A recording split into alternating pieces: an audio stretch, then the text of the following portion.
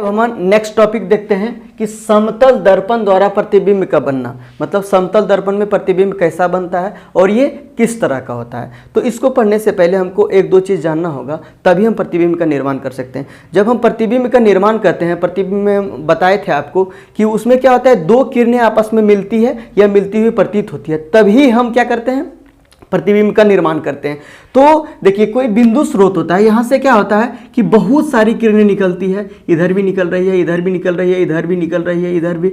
तो एक आपके मन में प्रश्न होगा कि सर इससे बहुत सारी किरण निकल रही है, तो हम कितने किरण लेंगे कि हम प्रतिबिंब का निर्माण कर सकते हैं।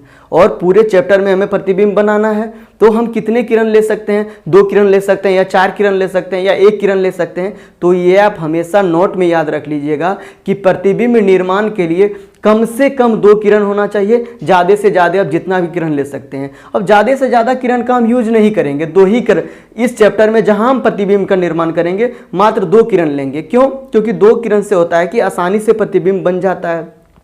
और अगर हम ज़्यादा किरण लेंगे तो थोड़ा सा प्रतिबिंब बनेगा, लेकिन थोड़ा सा कॉम्प्लिकेटेड होगा, हमको समझने में दिक्कत होगी। तो हम सिर्फ 2 ही किरण का यूज करेंगे इस चैप्टर में, और मिनिमम 2 किरण, 1 किरण हम नहीं ले सकते। देखिए अगर 2 किरण लेंगे तभी ना, देखिए 2 किरण होता है, 1 किरण ये ले लीजिए ऐसे, अगर 1 किरण ऐसे ले लेते हैं तो ये कहीं पे कट किया तब ना प्रतिबिंब बनेगा। या तो ये आभासी रूप से, ये क्या है, वास्तविक रूप से कट कर रहा है, या तो ये किरण है, ये किरण है, इसको आप कहीं पे मिलाइए, यहाँ पे ये कटेगा, तब ना हम प्रतिबिंब का निर्माण कर सकते हैं। अगर एक किरण होगा तो ये कहीं पे मिलेगा, देखिए ये किरण है, अब बढ़ाइए, कहीं पे भी बढ़ा दीजिए, कहीं भी मिलेगा नहीं मिलेगा। तो आप हमेशा याद रखिएगा कि जब हम प्रतिबिंब का निर्माण करेंगे तो बिंदु स्रोत से जो बहुत सारी किरणें निकल रही होगी उससे हम 2 किरण लेंगे, 2 किरण कोई भी किरण ले लेंगे और उससे हम प्रतिबिंब का निर्माण करवाएंगे। ठीक है, इतना समझ में आ गया।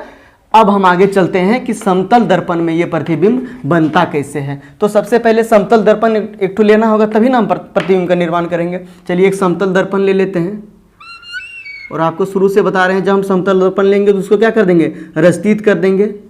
इसको रजतीत कर दीजिए, रजतीत का मतलब कलर होता है, फिर से बता रहे हैं, इसको हम कलर कर दिए। अब क्या है कि इसमें प्रतिबिंब का निर्माण करवाना है। ठीक है, तो यहाँ पे कोई बिंदु स्रोत है ना, यहाँ पे कोई बिंदु स्रोत है, यहाँ से बहुत सारी किरणें निकल रही है, तो बोले कि हम कोई भी 2 किरण को लेना है, तो चलिए 1 किरण लेते हैं और इसको क्या करते हैं, दर्पण पे परावर्तन करवाते हैं। परावर्तन के बाद ही ना प्रतिबिंब का निर्माण होगा, तो दर्पण पे परावर्तन करवाते हैं।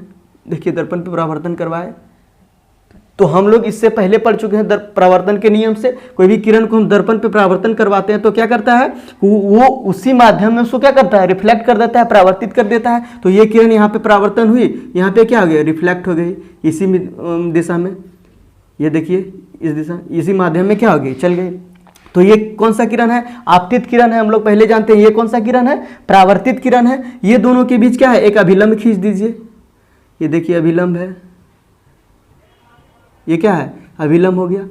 1 किरण हम ले लिए, क्या हुआ कि यहाँ दर्पण पे आपतित करवाए, आपतित करने के बाद क्या हुआ, ये दर्पण से परावर्तन होके इधर चल गया।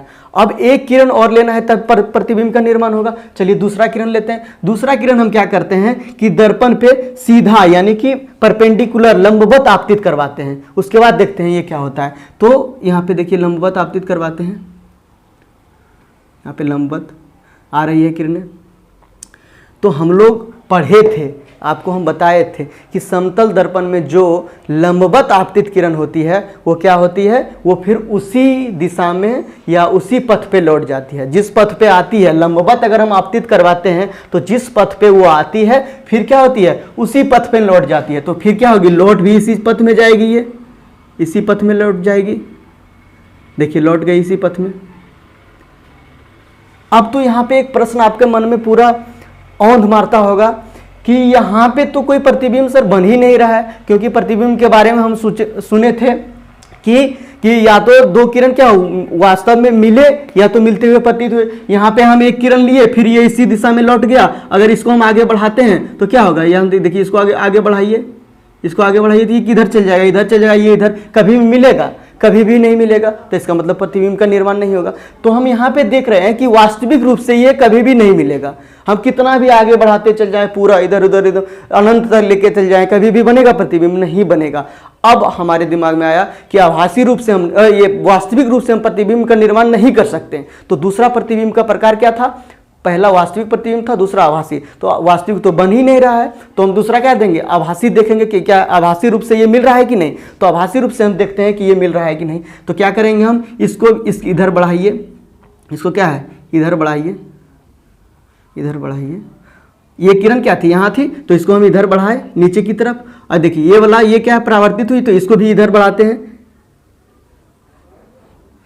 देखिए यहाँ पे आके क्या हुई, कट कर गई, मतलब यहाँ आभासी रूप से मिल गई। तो हम क्या बोल सकते हैं, इस बिंदु स्रोत का, इसका नाम ये रख दीजिए, यानी अगर इसको हम ये बोलते हैं तो इस बिंदु स्रोत का ये क्या हो गया, प्रतिबिंब बन गया, इसको बी बोल देते हैं।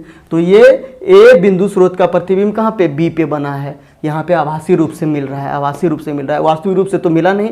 तो हम आभासी रूप से जब बढ़ाए तो प्रतिबिंब इसका यहाँ बन गया। तो हम कह सकते हैं कि बिंदु स्रोत ए का प्रतिबिंब कहाँ पे बन रहा है, बी पे बन रहा है। समझ में आ गया ये कि जब हम समतल दर्पण पे किरण को आपतित करवाते हैं तो क्या हुआ, प्रतिबिंब का निर्माण हुआ। लेकिन कौन सा प्रतिबिंब का निर्माण हुआ, आभासी प्रतिबिंब का। देखिए यहाँ पे क्या है, बी रूप पे मिल रहा है। तो इसका कुछ विशेषताएं होती है, जो समतल दर्पण पे प्रतिबिंब बनता है उसका कुछ विशेषता होता है, उसको हम देखते हैं। पहला विशेषता क्या है, देखिए पहला विशेषता क्या है कि ये प्रतिबिंब आभासी बना है। क्यों बना है आभासी, ये दर्पण के पीछे बना है। जब भी प्रतिबिंब दर्पण के पीछे बने, ये देखिए दर्पण का पीछे वाला भाग है, ये आगे वाला भाग है, तो जब भी प्रतिबिंब दर्पण के पीछे बने तो हम क्या बोलते हैं कि वो आभासी प्रतिबिंब होता है ना। हमेशा क्या होता है, वो आभासी प्रतिबिंब होता है। और आभासी प्रतिबिंब का एक और विशेषता आपको बताया थी कि पहचानने का नियम, हम उसे टूटी रेखा से दिखाते हैं। देखिए यहाँ पे टूटी रेखा दिखाए हुए हैं, तो आभासी रूप से मिल रहा है। तो ये क्या है, दर्पण के पीछे बना। पहला विशेषता क्या है, दर्पण के पीछे। पहला विशेषता आप लिख दीजिए, दर्पण के ये कहाँ बना है, पीछे बना है। दूसरा क्या है, जब दर्पण के पीछे बना है तो कौन सा प्रतिबिंब है, आभासी प्रतिबिंब है। आभासी प्रतिबिंब है, क्या है, आभासी प्रतिबिंब है, वास्तविक तो बना ही नहीं है। जब हम बताए थे कि ये जब प्रतिबिंब, कोई भी प्रतिबिंब आभासी होता है तो आभासी प्रतिबिंब हमेशा क्या होता है, सीधा होता है। तीसरा इसका प्रॉपर्टी क्या हो गया, विशेषता क्या हो गया, आभासी प्रतिबिंब है तो ये क्या होगा, सीधा होगा। और इसी में आप लिख लीजिएगा आभासी प्रतिबिंब में कि आभासी प्रतिबिंब को पर्दे पर प्राप्त कर सकते हैं, नहीं कर सकते। तो इस प्रतिबिंब को हम पर्दे पर प्राप्त कर पाएंगे, नहीं कर पाएंगे, है ना। तो क्या, पहला दर्पण के पीछे बना, आभासी बना। जब आभासी है तो क्या होगा, आभासी है तो वो सीधा होगा। तीसरा चौथा प्रॉपर्टी ये क्या होगा, आभासी है और उसके बाद ये क्या होगा, सीधा प्रतिबिंब बना। और देखिए यहाँ पे देखिए प्रतिबिंब का आकार और वस्तु का आकार बराबर है कि नहीं। यहाँ पे देखिए थोड़ा सा इसमें हो सकता है फिगर में उतना अच्छा से नहीं बन पाया, क्योंकि हमको मेरा फिगर उतना वीक है थोड़ा सा। तो लेकिन अगर आप बनाइएगा अच्छा से, बुक में देखिएगा तो क्या है, ये प्रतिबिंब का आकार और वस्तु का आकार क्या है, बराबर है। प्रतिबिंब का आकार और वस्तु का आकार क्या है, बराबर है।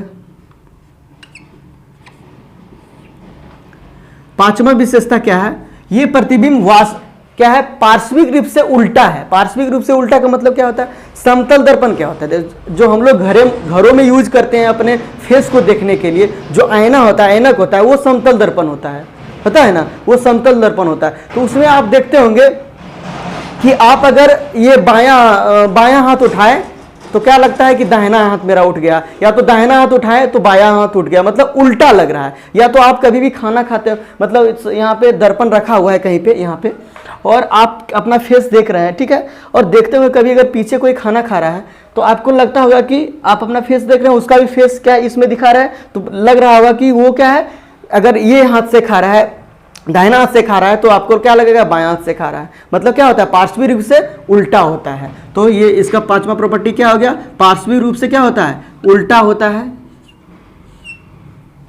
हमारा नेक्स्ट टॉपिक क्या है, गोलीय दर्पण। तो हम देखेंगे कि पहले गोलीय दर्पण किसे कहते हैं और गोलीय दर्पण का कितना प्रकार होता है, और उसके टाइप्स को भी हम क्या करेंगे, डिफाइन करेंगे। तो सबसे पहले प्रश्न उठता है कि ये गोलीय दर्पण क्या होता है। तो गोलीय दर्पण मतलब गोलीय दर्पण जिसका परावर्तक सतह किसी खोखले गोले का एक भाग होता है। खोखला गोला आप लोग जानते हैं, मतलब गोला होना चाहिए और खोखला होना चाहिए, मतलब उसके अंदर कुछ भरा हुआ नहीं होना चाहिए। गोला आप लोग पढ़े होंगे, मैथ में पढ़े होंगे। तो उसका जो परावर्तक सतह होता है, और परावर्तक सतह किसे कहते हैं, तो जहाँ पे किरण आके परावर्तित हो जाती है, टकरा के परावर्तित हो जाती है, उसे हम परावर्तक सतह बोलते हैं। तो गोलीय दर्पण उस दर्पण को कहते हैं जिसका परावर्तक सतह किसी खोखले गोले का एक भाग होता है। ये इसकी परिभाषा है। चलिए इसको एग्जाम्पल से समझेंगे तो पूरा समझ में आ जाएगा। देखिए एक गोलीय दर्पण यानी कि कैसे एक उसका वह खोखले गोले का एक भाग होता है। देखिए यहाँ पे एक गोला ले लिए हम, ये देखिए खोखला गोला है, यहाँ पे अंदर में कुछ नहीं है। क्या किए, इसके एक साइड को रस्तीत कर दिए, यहाँ पे देखिए एक साइड को रस्तीत कर दिए, ऐसे करके कलर कर दिए। अब इसको क्या कीजिए, यहाँ से कट कर दीजिए, यहाँ से कट कर दीजिए, है ना, यहाँ से कट कीजिए। तो देखिए यहाँ पे ऐसा इस टाइप का दर्पण नहीं बन जाएगा,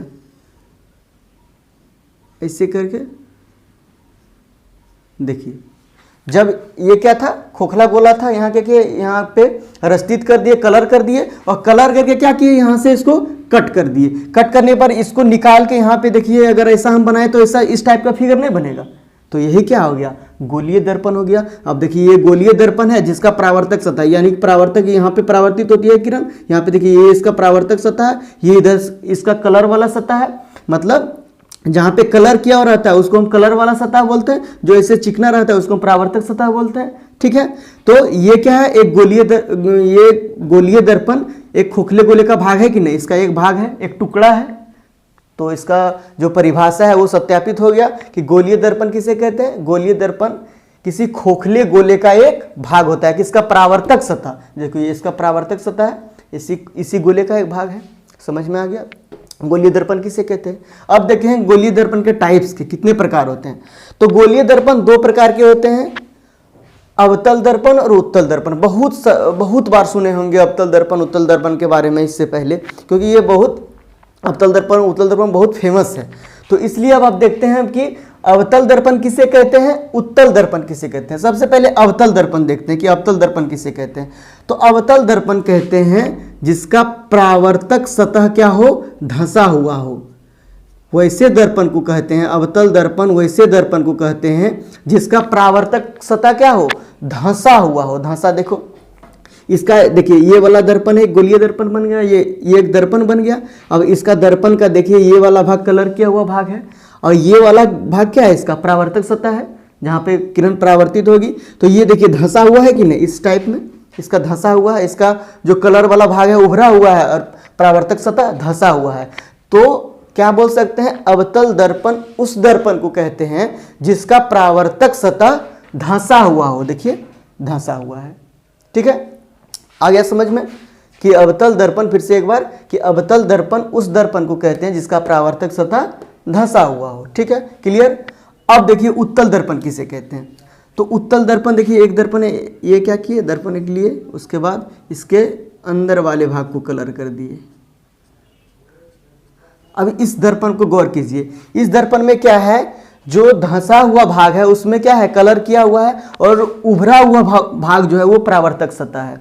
यहाँ पे देखिए ये क्या है, इसमें कलर किया हुआ है, और जो उसका उभरा हुआ भाग है, ऊंचा वाला भाग है, तो उसे हम क्या करते, ये क्या है, परावर्तक सतह है। तो उत्तल दर्पण का याद रखने का सिंपल सा है, जिसका परावर्तक सतह उत्तल दर्पण उस दर्पण को कहते हैं जिसका परावर्तक सतह क्या हो, उठा हुआ हो। देखिए इसका परावर्तक सतह क्या है, ये इसका परावर्तक सतह है, और ये क्या है, उठा हुआ है, उभरा हुआ है।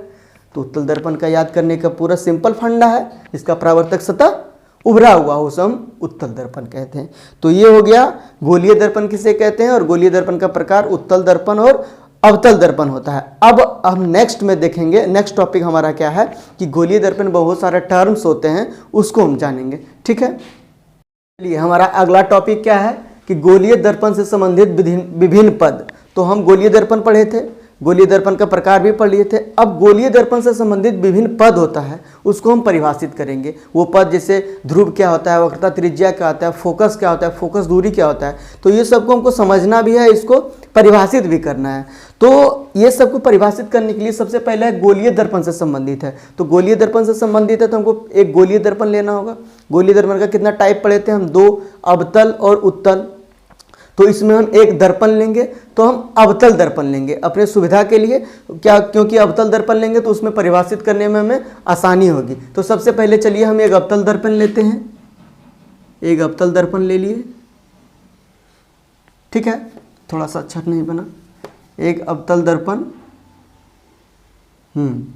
ठीक है, अब इसको क्या कीजिए, कलर कर दिए, जो हम हमेशा की तरह करते हैं कि थोड़ा सा और, पता नहीं फिगर नहीं बन रहा है अच्छा से, हाँ आपकी ठीक बना है। तो इसको क्या किए, हम कलर कर दिए। आप लोग जानते थे अवतल दर्पण वो होता है जिसका परावर्तक सतह धंसा हुआ होता है, ठीक है। तो एक अवतल दर्पण ले लिए। अब सबसे पहला जो पद है उसको हम परिभाषित करना है, वो ध्रुव किसे कहते हैं। तो ध्रुव क्या होता है कि गोलीय दर्पण के मध्य बिंदु को ध्रुव कहते हैं। देखिए ये गोलीय दर्पण है, इसका मध्य बिंदु क्या है, कोई मान लीजिए इसका ये मध्य बिंदु है, मध्य बिंदु इसका P नाम रख दीजिए, तो इसका क्या बोल सकते हैं हम, ध्रुव बोल सकते हैं।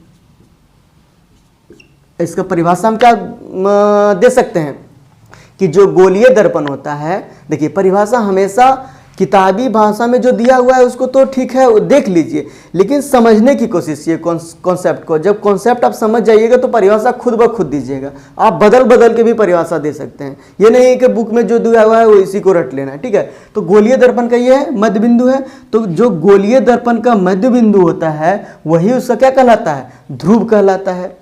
क्लियर हो गया। दूसरा पद हमारा क्या है, वक्रता केंद्र।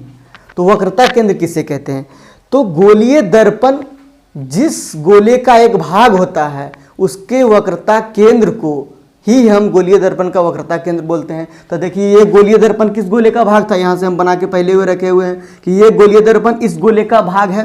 तो सोचिए कि ये गोला है तो इसका केंद्र तो जरूर होगा ना। तो यहाँ पे देखिए ये केंद्र है, ये क्या है, केंद्र है। तो गोलीय दर्पण का ये वक्रता केंद्र का परिभाषा क्या होता है कि गोलीय दर्पण, ये गोलीय दर्पण जिस गोले का भाग होता है उसके केंद्र को ही वक्रता केंद्र बोलते हैं। तो उसका ये केंद्र है, इसको ही वक्रता केंद्र बोलेंगे। तो ये गोलीय, ये हम काट के यहाँ पे लाए हैं तो इसका एक केंद्र होगा। तो मान लीजिए यहाँ पे एक केंद्र होगा, तो इसको क्या बोलते हैं, इसको ही क्या बोलते हैं, वक्रता केंद्र बोलते हैं। इसका P, इसका Q नाम रख दीजिए, वक्रता केंद्र, वक्रता केंद्र, ठीक है। समझ में आ गया कि गोलीय दर्पण जिस गोले का एक भाग होता है उसके केंद्र को ही क्या बोलते हैं हम, वक्रता केंद्र बोलते हैं। ओके, अब देखिए वक्रता त्रिज्या क्या होता है, वक्रता त्रिज्या।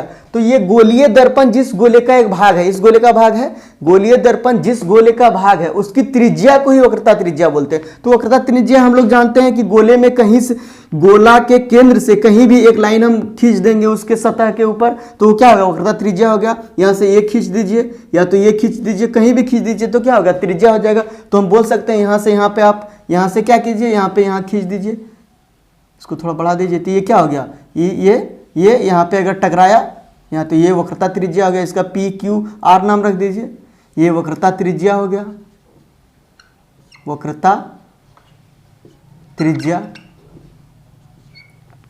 क्या है वक्रता त्रिज्या, गोलीय दर्पण जिस गोले का एक भाग होता है उसका एक त्रिज्या होता है, उसे ही हम क्या बोलते हैं, वक्रता त्रिज्या बोलते हैं। क्लियर हो गया। ध्यान से सुनिए, पूरा समझ में आएगा। एक बार जब आप समझ लीजिएगा कॉन्सेप्ट को तो फिर आपको चैप्टर में आसानी होगी। और ये वाला चैप्टर बहुत ही इंपॉर्टेंट चैप्टर भी है। क्योंकि यही चैप्टर हमें क्लास 12th में थोड़ा सा विस्तृत स्टैंडर्ड फॉर्म में मिलेगा। तो आपका जब बेसिक मजबूत होगा तभी ना आप आगे अच्छा कर सकते हैं। तो इसमें थोड़ा सा ध्यान दीजिएगा, ध्यान नहीं दीजिएगा तो थोड़ा सा स्किप कर जाएगा। तो वक्रता त्रिज्या हो गया। अब प्रधान अक्ष किसे कहते हैं, है ना। तो ध्रुव और वक्रता केंद्र के मिलाने वाली रेखा को ही हम क्या बोलते हैं, प्रधान अक्ष बोलते हैं। ये देखिए ध्रुव है और ये वक्रता केंद्र है, ये दोनों के बीच एक कोई रेखा मिलाएगी। इसको देखिए ये रेखा मिला रही है, तो यही रेखा हमारा क्या हो गया, प्रधान अक्ष हो गया। इसका नाम यहाँ पे लिख देते हैं, यहाँ पे थोड़ा सा दिक्कत हो जाएगा। ये क्या हो गया, प्रधान अक्ष, प्रधान अक्ष। तो आप क्या बोल सकते हैं कि वक्रता केंद्र और ध्रुव की मिलाने वाली रेखा को ही हम क्या बोलते हैं, प्रधान अक्ष बोलते हैं। इसका दूसरा नाम क्या है, मुख्य अक्ष भी है, तो उसे हम मुख्य अक्ष भी बोलते हैं। ठीक है, क्लियर हो गया। अब आता है फोकस, सबसे मेन टॉपिक कि फोकस किसे कहते हैं। ठीक है, तो फोकस किसे कहते हैं, इसके लिए थोड़ा सा हम एक अलग फिगर ले लेते हैं, फिर इसमें हम दिखाएंगे, इसमें भी दिखाएंगे कि फोकस किसे कहते हैं। यहाँ पे देखिए ले लीजिए, ये दर्पण हम ले लेते हैं। तो इसमें भी देखिए, इसको कलर कर दीजिए, कर दिए। तो यहाँ पे इसका क्या था, P था, और ये प्रधान अक्ष था, ये क्या था, C था, यहाँ पे वक्रता केंद्र था। ठीक है, तो वो जो हमें फोकस मिलती है, हम क्या करते हैं, फोकस हमके निकालने के लिए सबसे पहले क्या करते हैं कि ये प्रधान अक्ष के समानांतर कोई किरण को हम दर्पण पे क्या करवाते हैं, परावर्तन करवाते हैं, आपतित करवाते हैं, और ये जब यहाँ से परावर्तित होकर जहाँ से जाएगी वही हमारा फोकस होगा। मतलब प्रधान अक्ष के समानांतर जब हम कोई किरण को दर्पण से परावर्तित करवाते हैं और परावर्तन के बाद जिस बिंदु पे वो मिलती है उसी बिंदु को हम क्या बोलते हैं, फोकस बोलते हैं। अब देखिए, एक तो किरण को परावर्तित करवाइए, यहाँ पे प्रधान अक्ष के समांतर ले लिए किरण यहाँ पे। अब देखिए, यहाँ से होगा तो ये यहाँ से जब टकराएगी तो फिर क्या होगी, परावर्तित हो जाएगी। तो यहाँ से देखिए परावर्तित हो गई। तो जब यहाँ से क्या हुआ, यहीं पे कट के यहाँ से परावर्तित होके यहाँ पे कट की, तो ये हमारा क्या हो गया, एफ हो गया। ये हमारा क्या हो गया, एफ हो गया, फोकस हो गया। तो फोकस थोड़ा सा ध्यान से देख लीजिएगा फोकस को एक बार और, कि प्रधान अक्ष के समानांतर जब हम कोई किरण को आपतित करवाते हैं दर्पण से, तो वो जब वहाँ से परावर्तित होकर प्रधान अक्ष को जिस बिंदु पर काटती है उसे ही हम क्या बोलते हैं, फोकस बोलते हैं। तो देखिए, प्रधान अक्ष को यहाँ पे काट रही है, तो यहाँ पे ये क्या हो गई, फोकस हो गई। और एक बात ध्यान रखिएगा कि फोकस हमेशा वक्रता केंद्र और ध्रुव के बीच में होता है। ये नहीं कि फोकस कभी इधर कटवा के इधर कर दीजिएगा, ऐसा नहीं, फोकस हमेशा इसके बीच होता है। तो यहाँ पे देख लीजिए, यहाँ पे फोकस कहाँ हो जाएगा, यहाँ पे हो जाएगा कहीं बीच में, क्योंकि ये थोड़ा सा आपतित करवाएंगे किरण तो दिक्कत हो जाएगा। तो यहाँ पे मान लीजिए, यहाँ पे फोकस मान लीजिए, ये फोकस, ये क्या हो गया, इसका फोकस हो गया। समझ में आ गया। अब सबसे लास्ट क्या है, फोकस दूरी किसे कहते हैं। ठीक है, तो ध्रुव और फोकस के बीच की दूरी को भी हम क्या बोलते हैं, फोकस दूरी बोलते हैं। ये ध्रुव है और यहाँ फोकस है, इसके बीच तो कुछ तो डिस्टेंस होगा ना, कुछ तो लेंथ होगा, तो उसे हम क्या बोलते हैं, फोकस दूरी बोलते हैं। तो फोकस, ध्रुव और फोकस के बीच की दूरी को हम क्या बोलते हैं, फोकस दूरी बोलते हैं। ठीक है, तो आपको, आई होप, मुझे आशा है कि आपको पूरा समझ में आया होगा। अगर एक बार में नहीं आया तो आप वीडियो को दोबारा देखिए, एक मतलब समझने की कोशिश कीजिए, थोड़ा सा टाइम दीजिएगा। एक बार जब कॉन्सेप्ट क्लियर हो जाएगा फिर आप ज़िंदगी में कभी नहीं भूलिएगा। एक ही टॉपिक को बार बार पढ़ना नहीं पड़ेगा। और ये वाला टॉपिक हम अगर आपको नहीं समझ में आएगा तो हमेशा आपका पीछा करेगा। तो थोड़ा सा ध्यान देके पढ़िए, पूरा समझ में आएगा, अच्छा से समझ में आएगा। क्योंकि हम देखिए धीरे इसलिए बताए हैं, धीरे धीरे कि आपको बात जो है ना जल्दी बोलने पे क्या होता है कि आपका बात स्किप कर जाता है, आप समझ नहीं पाते हैं। तो आराम से इसलिए हम बोल रहे हैं कि पूरा आपको समझ में आए, क्योंकि आप अगर मेरा वीडियो देख रहे हैं तो आपको कुछ फ़ायदा मिले, ये नहीं टाइम वेस्ट हो जाए। ठीक है, तो इस वीडियो में बस इतना ही। फिर नेक्स्ट वीडियो में हम देखेंगे इसका जो बचा हुआ पार्ट है इस चैप्टर का, उसको हम देखेंगे। बचा हुआ कुछ और यानी 30-40 मिनट का वीडियो और होगा ये। लेकिन अगर ये वीडियो आपको अच्छा लगा हो, आई होप अच्छा ही लगा हो, क्योंकि बहुत मेहनत लगा है, तो आप लाइक कर सकते हैं, कमेंट करके बता सकते हैं कि कैसा लगा वीडियो। और चैनल को अगर मन है तो सब्सक्राइब भी कर सकते हैं, क्योंकि सब्सक्राइब अगर कीजिएगा तो अगर हम इस चैप्टर से संबंधित जितने भी वीडियो अपलोड करेंगे आपको हमेशा मिलता रहेगा। ठीक है, धन्यवाद, थैंक्स फॉर वॉचिंग। फिर मिलते हैं नेक्स्ट वीडियो में।